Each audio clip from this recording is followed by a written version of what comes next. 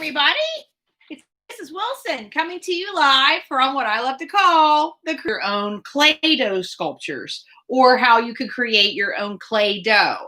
Now, this isn't a type of clay that would have a lot of ability to stand up on its own, but it actually could be really cool if you want to make homemade Christmas ornaments for your tree at home as the holidays are coming up, or just get really good at learning how to sculpt with your hands and a few basic materials you might have in your home. So today, what I'm going to show you how to do is how you can create clay dough with 1 part flour, 1 part salt, and a 1/2 part water. Now, in case that is confusing, I'll explain it. I'm going to add 1 cup of flour, 1 cup of salt, and a 1/2 cup of water. But the part means it doesn't have to be cups. If your family could help you with this, they could explain this to you more to say what that means is you could use 2 cups of flour and 2 cups of salt, but as long as you use 1/2 as much water, it should turn out good. So what I'm going to do is get you started, although I do have some that Mr. Wilson, my husband, who's also an art teacher, made earlier today with some of his students, where you can see that it's like a dough. Sorry, it's crumb that I didn't know that it was. And then it's like a dough. And you wouldn't want to eat it, but it could work really good for you to make things for having fun here in your home. So this is one of the choices of something you could do. So I'm going to go ahead and make my own video, but I do have a video I found that is 2 minutes long where somebody, I don't know who it is, probably an art teacher, just went ahead and showed people on the computer on her YouTube channel how to do it really quickly with 2 minutes. Now I'm going to add the dry ingredients first. So if you're watching Mrs. Wilson, I'm going to start with my flour, and I already have flour in this container. So in my purple bowl, what I'm doing is I'm putting in 1 cup flour. So I leveled it off with my finger. So as you can see, that's 1 cup flour going right in the bowl. Okay.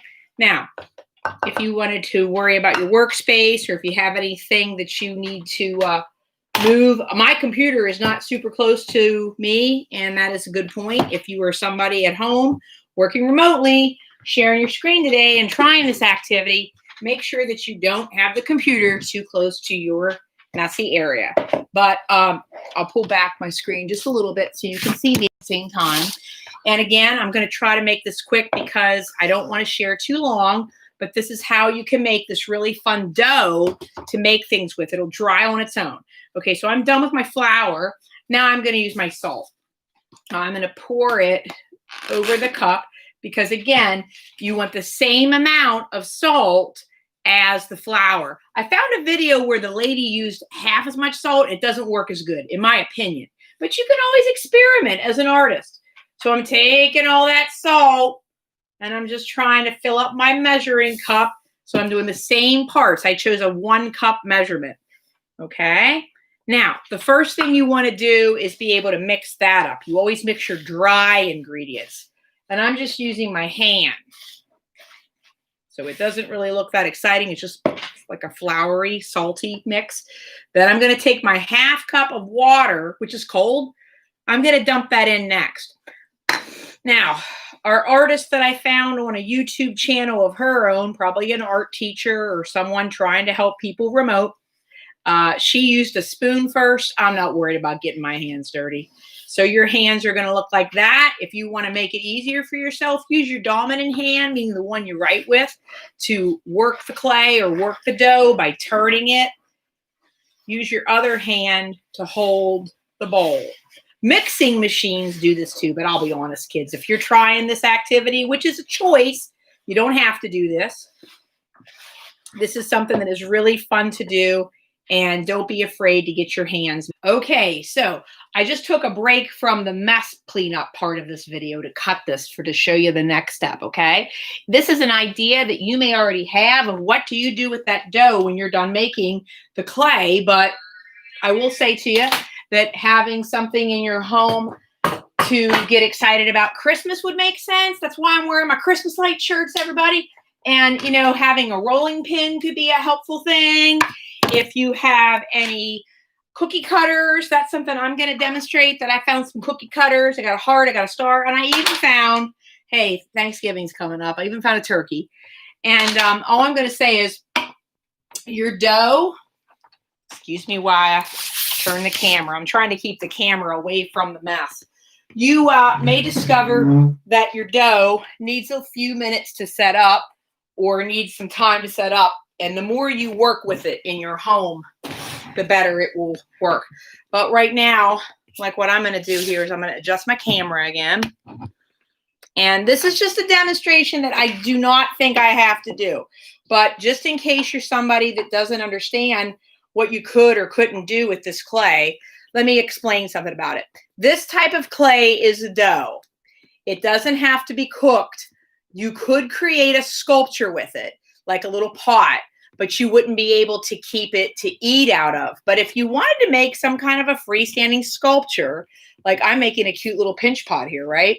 If I had a little bit more water with me too, oh, I think I do actually.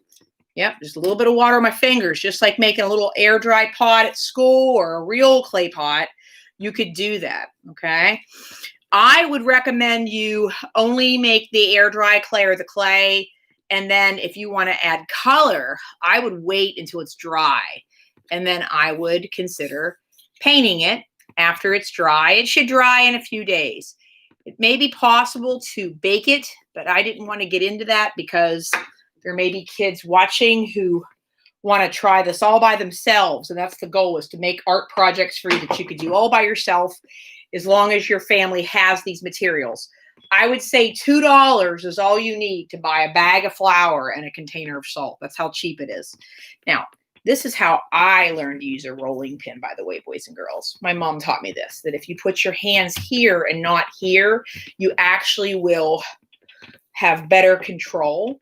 And as Christmas is coming, you know, again, just an idea, if you're not sure what you want to do with your homemade clay dough, this is a really fun activity to do with your family. So if you want to do a different choice from my classwork section, making your fun little dough ornaments could be something you want to do. I would find something like, if I'm going to make this into an ornament, I want to make some ornaments. But I'm probably going to turn my video off soon because I know that this is actually going to get long. And if you're trying to watch during my art class and you only have 45 minutes, you don't have a long time. But I'm going to show you again, like you could take the dough and you could lay it out like that. And then you just sort of roll it. And if you got the consistency you want, the thickness you want, then you could take your cutting tools. And you wouldn't even have to use that kind of cutting tool. Like if you can't see that, I'm going to close in it. It's actually a turkey. But you could just even use a butter knife and create your own sculptures.